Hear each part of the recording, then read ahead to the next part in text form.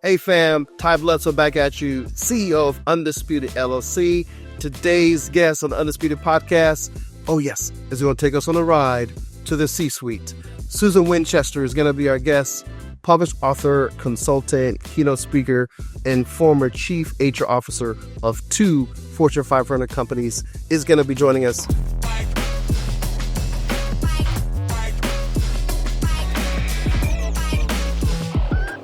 Susan Winchester, welcome to the Undisputed Podcast with Ty Bledsoe. It is so great to meet you, Ty. Thank you so much for inviting me to join you. Oh, it's an absolute pleasure. As you climb the corporate ladder, what failures occurred and how did those failures or challenges propel your career growth? Well, the list is long. I have a early memory of one of my very first jobs out of graduate school. And I had a really wonderful job, and I had the responsibility for a major project, and that major project went extremely well. And one day my boss called me into her office to give me an update on the project and told me that my team had been awarded the President's Award of Excellence for the work that we had done. So, of course, I was super excited. But then in the same breath, she said, "But I'm not giving you the award." And I was devastated, as you can imagine. I asked her why, and she basically dismissed me, sort of blew me off. And so I left feeling really confused. And I did something at the time that I would not do today, knowing what I know about how the corporate world works. But the next day I went to her boss and I asked him why I wasn't getting the award. The award was prestigious, but it also came with cash. And he didn't even know that my team had been awarded the award. He had no idea why I wasn't getting the award. But you can imagine that when my boss found out I went to her boss, the roof basically blew. And, I remember sitting in her chair after this all happened, and she basically blew into a rage. And I was extremely embarrassed. I felt like it was completely my fault. I deserved her anger, her yelling, her screaming. And I don't remember how I actually got up and left. I just remember hot tears streaming down my face and just feeling incredibly responsible for doing something wrong that led to me not getting the award, and then really making it that much worse when I went to her boss seeking guidance about what happened. And I will tell you that, it felt like a huge failure. But part of the reason why, and this is what is so funny because I think about all these different moments in my career, part of the reason why it felt like such a failure was because I was taking all the responsibility for being bad. And what I didn't realize at the time, which I now realize thanks to the wonderful work with my co-author, Martha Finney, in the creation of the book, I now realize that what was happening to me in that moment with that very angry authority figure was triggering a lot of old emotion from my own childhood, from my own growing up. And while my dad did the best he could, my parents, of course, I think all of our parents and caretakers do the very best they can.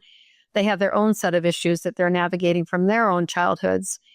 And my dad had unpredictable anger, rage, which was very scary when I was little. He would come storming at me.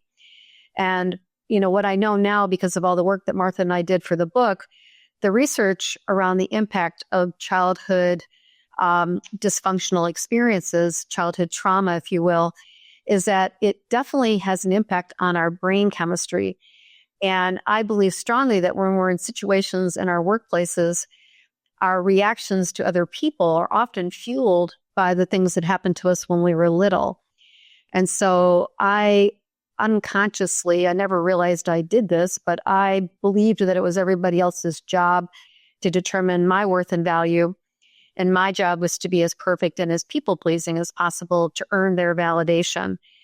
And so part of why this felt like such a, colossal mistake and failure in my early career was made worse by my past experiences when I was little. And there are lots of moments throughout my career where I did things that if I could go back now and redo, I would.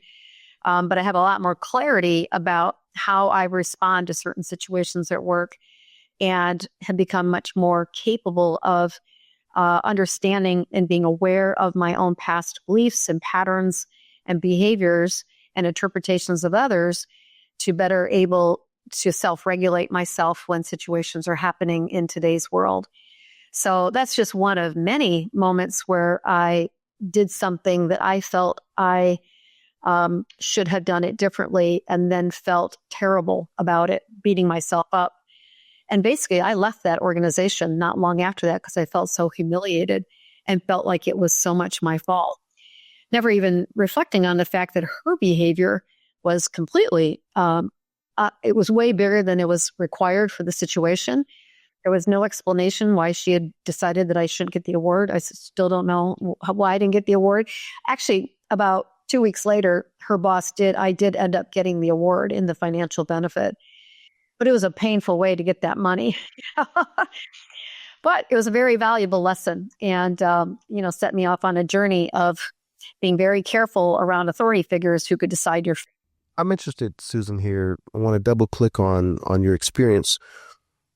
What advice or counsel would you give young professionals, particularly to women around the world that are entering the corporate arena, nonprofit arena, or advancing their career, about trying not to feel the need to be perfect all the time and not trying to go out there and please folks, particularly those who have authority that drives their career? Many of us, the research shows that nearly 2/3 of us grew up in a childhood where that we experienced one of what are called the ACEs, the adverse childhood events. And the ACEs include things like sexual, physical, emotional abuse, emotional and physical neglect, addiction in the home, incarceration of a family member, mother treated badly. So these are really big, what they call the big T traumas. These are really significant events. And when the CDC, in partnership with Kaiser Permanente, did a survey years ago, it was led by 2 doctors, Felipe and Anda. They basically asked 17,000 adults in the U.S., how many of these 10 ACEs did you experience when you were little? And they were shocked to find out that nearly 2/3 of the respondents indicated they experienced at least one of those 10 ACEs. 40% experienced 2. And then I think it's 13 or 14% experienced 5 or more. And that's the group I fall into.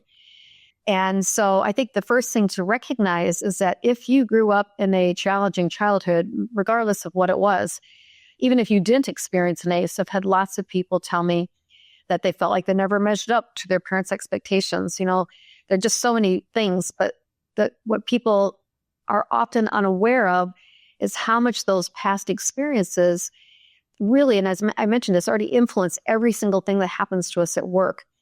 And what I call it is, for me, this was 30 of my 36-year career, I was on what I call the unconscious wounded career path, completely oblivious to how much my own internal dialogue with myself was fueling my stress and anxiety.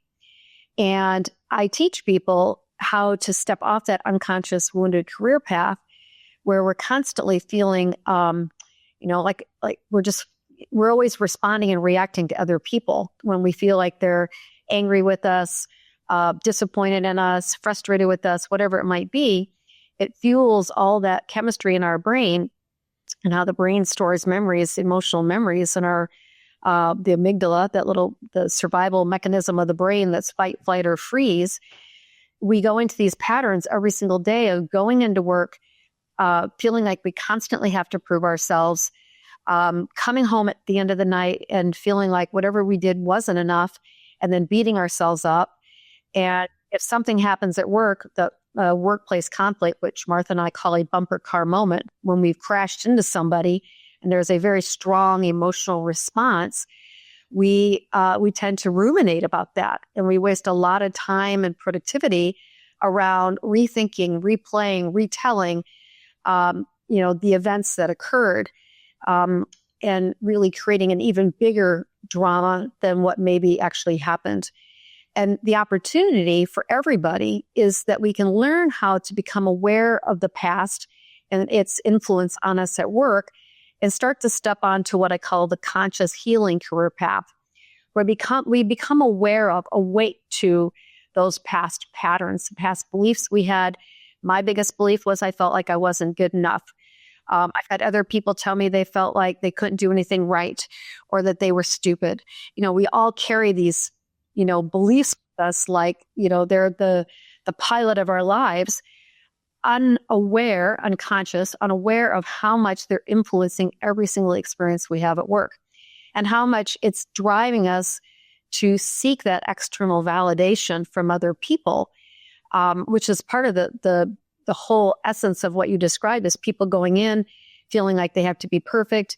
If they're not perfect, they catastrophize what could go wrong if they do something imperfectly, or if someone rejects them or judges them or criticizes them. It's like the workplace is ripe for opportunity for us to feel poorly about ourselves. But my view is that a lot of it is being fueled from our past dialogue that we're completely unaware of. Wow. Where does your passion for tackling these complex business opportunities derive from? I think I just first of all, I like solving problems. I've always been a problem solver. I think I enjoy that. I also just have been really blessed by God in my life, guiding me to different places that led me to the opportunities that I had. Silly things like, I remember I had a double major in psychology and French, and I was a junior in college thinking, what do you do with a double major in psychology and French? And I stood at the board in the psychology department looking at all the graduate programs, and there was a program called a master's degree in industrial organizational psychology. And I loved that class. And so I ended up going to the program in Southern Illinois, and it was wonderful because it was a combination of, looking at people through the lens of how they behave at work, but it was also heavy quantitative, which was a lot of statistics, quantitative statistics, which I also enjoyed. And I moved to Chicago, and I had worked for a guy in Michigan, John Harper, who owned a small consulting practice, who did outplacement for executives from a large corporation in town. And I learned all the techniques of how you go about finding and connecting with people to network to getting a great job. I just got blessed that I met this man who has this consulting firm. I ended up going back and working for him for 3 years. But I just feel like God has guided the entire path and has led me to these opportunities. What could almost feel sort of, they just happened. I know that's not true. I know I've been guided. And I just kept moving into different places where I got bigger and bigger opportunities to solve problems and figure out a way to do it in a way that supports the people that are being affected by the problems of organizations, which of course is very complex and even more complex. Seems like it's getting greater and greater, greater and more challenging every day. Susan, what is emotional intelligence, and how can we use emotional intelligence to accelerate the human experience? Well, there's lots of different definitions of emotional intelligence. My view of emotional intelligence is that it's a person who has the capability to read the psychological geography in the room. In other words, they can feel and connect with what's going on for different individuals. And it's the ability to be empathetic. Obviously, I think that's a key component of it. Maybe a bit more on the feeling side. The thinking, feeling is a key. I think people need both, but sometimes people are extremely thinking, analytically oriented, and don't always get that piece around the ability to read the psychological geography of the room. I also think that emotional intelligence includes a leader being self-aware and recognizing their past impact. They recognize their pluses and minuses, and they take accountability for all of that. And then also, I think emotional intelligence is taking that self-awareness and being able to self-regulate when we get emotionally charged, or some people call it being hooked or triggered at work. It's wonderful, though. It's perfect timing, right? I'm reading a great book right now called The 15 Commitments of Conscious Leadership. It's sitting here somewhere. I'm reading your book and I'm reading that book. And in that book, the authors, I had to bring it out because I thought this is such a great definition. The authors of the book are Jim Dethmer, Diane Chapman, and Kaylee Warner-Klemp. And their definition, and they go into a lot of description of it, of emotional intelligence is somewhat different than sort of the traditional approach. Their definition says emotional intelligence embodies it through commitments to self-awareness, emotional processing, responsible communication, and conscious presence. They describe it as a lived moment-by-moment practice rather than a set of skills to master. And I love that. I thought that was, it's really about leadership commitment, just showing up in a certain way that they're taking their own responsibility for their emotions and they're managing that. And they do a beautiful job describing it in more detail in their book. So I thought I was reading their book Sunday night after I'd finished some of your chapters and thought that was great. Oh boy. Susan, what are some of the greatest challenges you face as a chief HR officer and how did you overcome them?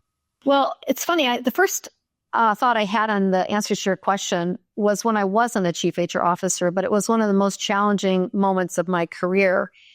And that was back in the late 90s when the company I was working for had lost market share to its biggest competitor. And basically there was an edict that was put out that we needed to cut 25% of every budget, which meant a lot of headcount reductions. And I was fortunate that I was able to keep my job, but I also had the duty to go out and meet with 30 to 50 people who had just been fired to tell them about their benefits programs. And you can imagine that those people weren't very happy about hearing from someone who was still employed by the company. And so it was a very obviously angry audience who were very combative and challenging. And I didn't really know what to do. I mean, I was very intimidated. I was very new in my career at this time. But I remember saying to the group, I want you to know that you probably don't want to be hearing from me right now, but I have important information that you need to have in order to understand what your benefits are. And if you keep disrupting me, I can't give you that important information. And I just remember feeling this strong need to give them what they needed. But boy, that was scary. I mean, that was an intimidating, scary moment. But I think it informed me for things in the future about how to do things if we have to go through some downsizing, which most companies have to go through at some point in their corporate life. But I would say the other challenge, of course, and I think this is obvious, was during the time of COVID. And, being a CHRO during that time, I was very connected to many of my fellow CHROs as we tried to navigate the uncertainty and create as much clarity and support for our employee base as possible because there was so much fear happening. And again, I think part of the reason why we navigated that so well was the network and connection that we had with other leaders going through similar things. But that was definitely a big challenge. And then the other challenge that stood out for me was actually during COVID, when I was working at Applied Materials, our customer demand was skyrocketing. So those were a couple challenges, the challenge of the COVID and how to manage that. And then, of course, the ramp with so many new people coming in and how do you bring them in and make them as successful and onboard as quickly as possible. Despite the competitive global hiring and retention environment, why are companies, large and small, moving away from high-touch, successful programs that are resonating with their employees? Well, I was curious if you could say more about that, because that has not been my experience of companies moving away from high-touch programs.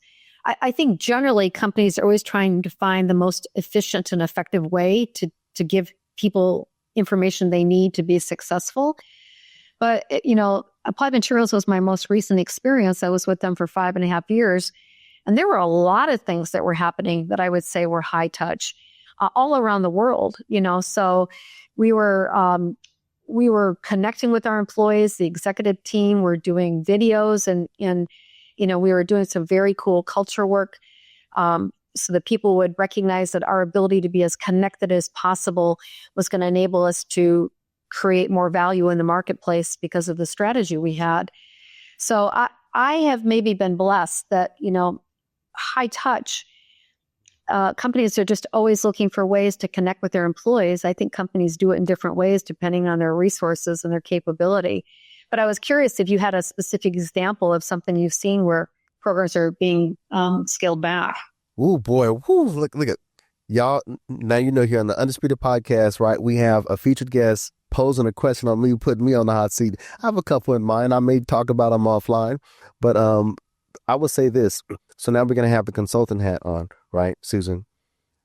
For our chief HR officers, our senior leaders across business organizations, what would you recommend, without giving away the secret sauce, ways in which organizations of all sizes can really drive engagement and retention that still benefits and elevates talent performance? Because perhaps it may be, right, moving away from high touch may not be the best solution, particularly in this hyper competitive environment, especially what's happening now in the economy, the global economy. Yeah, I'm very fortunate that I had such an amazing career and I get to kind of play with some amazing clients. What I really focus on and what I think makes the biggest difference in companies, I've actually got kind of 3 pillars that I focus on in my consulting. One pillar is all around leadership capability. I call it leadership synchronicity, which is everything we've been talking about: leadership, self-awareness, self-regulation, self-development. Executive coaching is a key component of the work that I do there.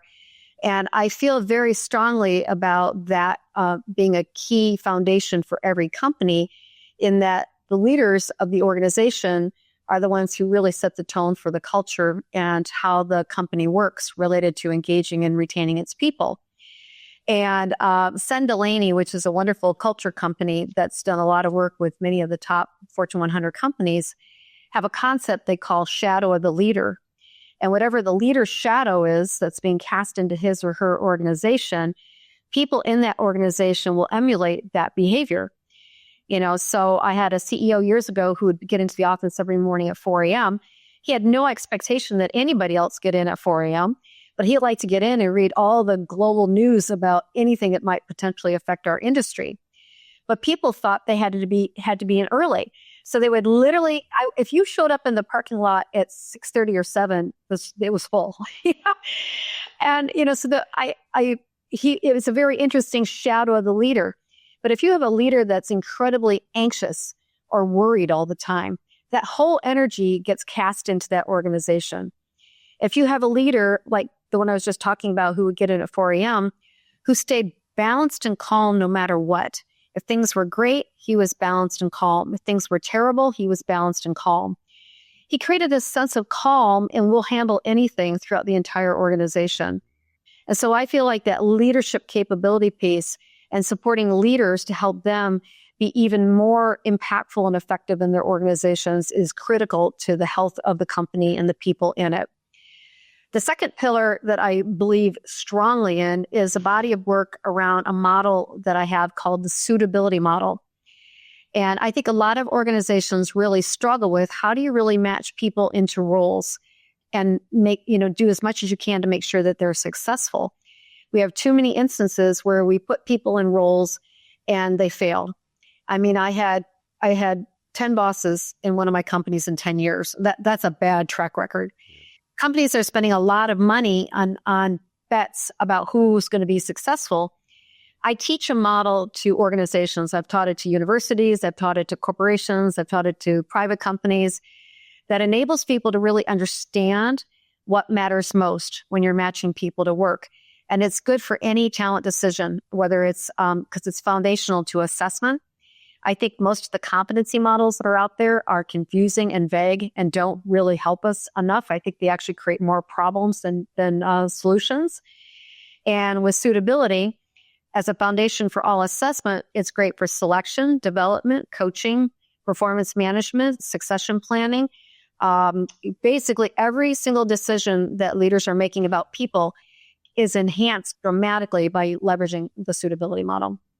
And then the third foundation of my work is all around my book, my Healing at Work system, which is all about how do you really elevate an organization's capability to create a workplace that acknowledges these unconscious patterns and behaviors for all of us, most of us anyway, and enables people to live as much as possible on that conscious healing career path, which enables higher retention, greater engagement, and higher performance ultimately for the company. Boy, let's talk tech.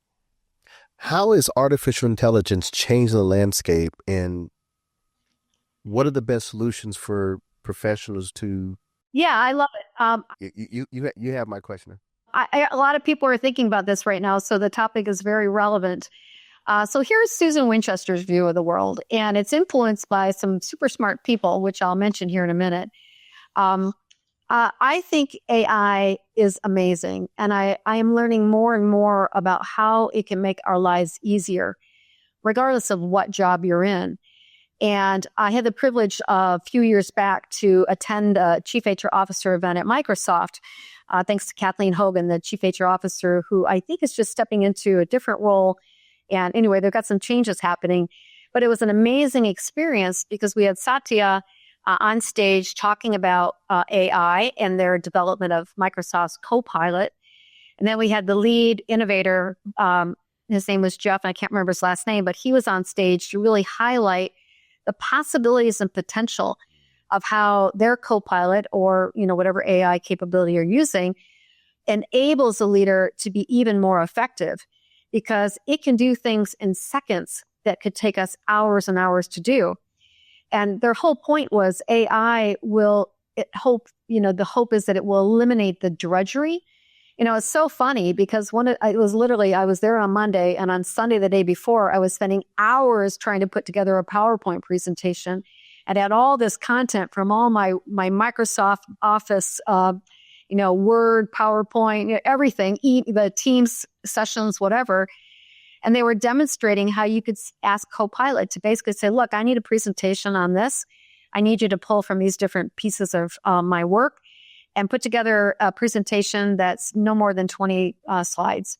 And boom, it was like within seconds. And now even in my own consulting practice, I'm leveraging AI to help me understand key themes and patterns coming up when I do diagnostic work for companies. I always go back and I refer to my notes because I think it's important, but I can do things so much more quickly. So I think it's an amazing instrument. And the other thing I was going to mention is that at Applied Materials, we had one of our engineering technology conferences, and on stage was Sam Altman, who is the CEO of OpenAI and very instrumental in the AI world. And it was really interesting to hear him talk about the impact of AI on the world. And he was very low key about it and really was thinking of it more like when we first developed the internet. It like changed everything, but it enabled us to do things that we've never been able to do. And I believe fundamentally that's what AI will enable us to do, is to do things more effectively and efficiently, enabling us to do other things with our time. And really believing I am very significantly impacted by time and how precious time is. I can do something in seconds with the AI that used to take me 4 hours. I love it. So that is my view of AI. I think it's going to be an amazing, it already is an amazing, almost like an assistant that we can give. Obviously, you have to be very specific about what you're asking it to do. My own personal coach, Celine DaCosta, she and I were just talking yesterday, and I loved her view of AI as like my personal assistant, that I can ask it to help me. I need to guide it, and then I need to review it and edit it, but it can be very useful. And so she treats her AI like it's an assistant to her. Susan, across the world, billions of people are going to work feeling anxious, isolated, as if they're not good enough. There's a special group of people who are under a constant of feeling that they're just not meeting the bar, right? How is your book, Healing at Work, helping millions of people around the world face these challenges? Well, thank you. I hope it reaches millions of people. That is my goal and mission. And the reason why, when people either hear me speak on stage, I do a lot of keynote speaking on it. My favorite keynote topic is called When Your Past Gets in the Way of Your Future. Really unwinds everything we're talking about here. But basically what you're describing is that, and I said this earlier, so many of us are showing up at work in a state of unconsciousness about how much our childhoods and our past affected how we think about other people and how we think about ourselves. And the stories we tell ourselves tend to be stories of spiraling into a lot of suffering emotion, painful emotion. I was listening to a podcast last week, a guy named Eric Balance, who had an amazing woman. I'm not going to remember her name, but she talked about there are two states in our life. There's suffering and not suffering. And I see so much suffering that people are creating unconsciously for their own selves. I did this for 30 years. I was in a spiral of a spiraling, that unconscious wound occurs like a spiral down into the pit of suffering and painful emotions. I did it every day. I'd go home, beat myself up, felt like I was doing a performance review of myself every day, and then use Chardonnay to help take the edge off of it because I did not know how to self-regulate. No, I know it's actually not funny. It's sad because so many overachieving perfectionists who are feeling like they are not enough. And this goes to the very top levels of companies, to boards, et cetera, to very senior people in the academia world as well. The imposter syndrome and the effect it has on ourselves because of the stories we tell ourselves unconsciously. That is the beauty of healing at work, is it helps people heal. That's very possible. We are capable through the science of neuroplasticity and positive psychology research. We can actually start to rewire those neural pathways as we learn more of stepping onto that conscious healing career path, where we become much more aware when I'm having an emotionally charged or triggered response to somebody at work. And so often we go into blame mode. Ty, my boss, he just doesn't understand, or, whatever. People are judging one another all the time. When in fact, most of what's going on inside of us is a cocktail. This is straight from the 15 commitments to conscious leadership, a cocktail of adrenaline and cortisol coursing through our body because we're in fight, flight, or freeze mode. And so the opportunity to unwind that and become consciously aware of our past patterns, that's when we could start to practice new ways of responding when all that emotion's coming up for us, leading us into that state of suffering. Boy. Okay. So we almost made this a counseling session. I laugh because so I'm going to be vulnerable here, fam. There's been years, many years throughout my life, my adulthood, that would be me outside of going home and drinking Chardonnay, just constantly racking my brain about how can I improve, self-improvement, meeting the expectations that I put on myself or that those around me and such forth. But goodness gracious, if I knew what I knew then, now, goodness gracious. So I'm laughing because it was describing myself looking in the mirror.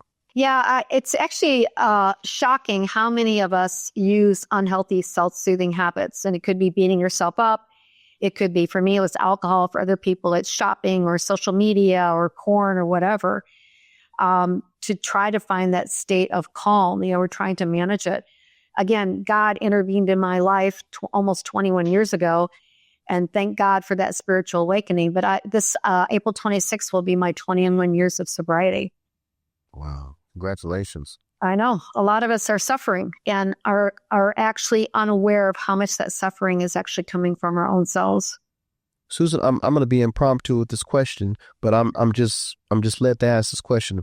How has your faith grounded you and really helped propel in all that you do as a leader at the individual level and also through personal growth? I love that question. I think I am very guided by God, and it's because I ask God every day to guide me. And just like in your book, in your chapter where you were literally at a life or death situation and you asked God to help you, and he did, I feel very strongly in my faith. And it's complicated. In fact, I probably should write a book about this someday, but my dad was a minister. And he had his own, he's a human being. He was a human being who had his own demons from his own childhood, and he did the best that he could. So I grew up in a church, and that's a complicated story. But I feel very blessed because I ask God every day, guide me to do your work, give me the ability to carry it out and bring people into my life who have abilities that I don't have to serve you. And, I'm getting chills because he is awesome and amazing. And he saved my life. I was literally saved through a spiritual awakening when he spoke to me and told me that if I didn't stop drinking, I was going to hurt myself or someone else. And so I stopped drinking for 11 years out of fear. I didn't actually go to AA until 11 years later, but I will never forget his voice speaking to me straight to my heart that I needed to stop. And I am on a mission to serve what I believe is my purpose in life, which is to teach self-acceptance to create a greater and more joyful world. Amen. Okay. Woo. Wow. Okay. Well, that's a powerful testimony, Susan. Powerful testimony. You've coined the term, and we've been speaking about this without hearing the term. You've coined the term adult survivors of a damaged past. How have the stresses from your childhood inspired you to serve people in their personal and work lives? Yeah, thank you. The ASDP. So Martha and I were writing the book, and we didn't really know what to call ourselves from dysfunctional childhoods. There was ACOA, Adult Children of Alcoholics, but this was a much bigger state of dysfunction that we were talking about. So we created ASDP, Adult Survivor of a Damaged Past. And there's a whole definition around each one of the letters of the acronym. But for me, the childhood experiences, and then eventually my only sister was diagnosed with Hodgkin's disease, fourth stage Hodgkin's, when she was 16. She died 10 years later. And the night of her death was a very traumatic night for a lot of reasons, which I describe in the book. It's a pretty intense story. But I remember after her death, because God was very much present in the whole experience, that I felt compelled that I had to write down the story of what happened to her the night she died. And it's a gruesome story and it's a terrible story. But I just felt like a duty was being called upon to write it down. And over time, I just started writing more stories from my past. And eventually, I won't go into all the details, but I eventually created my first manuscript. And so all of the dynamics that my sister and I experienced when we were growing up, our parents did the best they could. And I very deeply believe that. My mom's still living and is doing great. And she's amazing, an amazing mentor and hero of mine. But those childhood experiences really led me to this path of going on a journey of healing, which led me to organizations like Pathways to Successful Living, where I discovered my life purpose, which I just shared with you. It led me to going to the Healing Trauma Program at Onsite, which was an amazing 7 days of intense work to release the pain of the past. And through all of those experiences, whether it was attending Adult Children of Alcoholics, seeing a therapist, doing these different things to try to find my own healing, it became the evolution was the creation of Healing at Work with Martha. And I already told you that I feel like my mission is to teach self-acceptance to create a more joyful world. And so that's really, from the stories of the past all the way to the present, that's the gift that the pain has created. How can audience members purchase your book? Yeah, it's easy. Amazon. I will tell you, on the cover of the book are 2 bumper cars facing off, because Martha and I call workplace conflict bumper car moments. And if you go into Amazon, either Susan Winchester, healingatwork.com, or Susan Schmidt, SCHMITT Winchester, because I've got Schmidt in my published author name. But it's super easy. We also have it available on Audible too. Susan, how can leaders around the world reach out to you for your consulting services? Easy. It's SusanWinchester.com, https://SusanWinchester.com. You'll see all things about my consulting, my executive coaching, my keynote speaking. And I would love to share more of this work with organizations that are passionate about leadership capability and culture. Susan, what excites you about the future? I would say what excites me about my future came from work with my personal coach, Celine DaCosta, a year ago, where I spent 2 days with her. And I'm going back to spend 2 days with her in Austin, Texas, coming up in 2 weeks, where the whole focus was, how do I design my life by soul? And how do I design my business by soul? And so I'm very excited about and loving my work working with leaders and their teams to do great work that not only is great in terms of its impact on people, but it's great for performance also. So very excited about the work that we're doing and the continued journey to teach self-acceptance to create a more joyful world. Wow. A more joyful world. Look at, we need that. We need that in these times and days. Susan, how do you want to be remembered? Well, I think it's very much what we've already talked about. I hope to be remembered as somebody who is on a mission to serve others and having more joyful lives. And I love coming into organizations, for-profit, not-for-profit, universities, corporate, whatever, and sharing the message of when your past gets in the way of your future and what to do about it.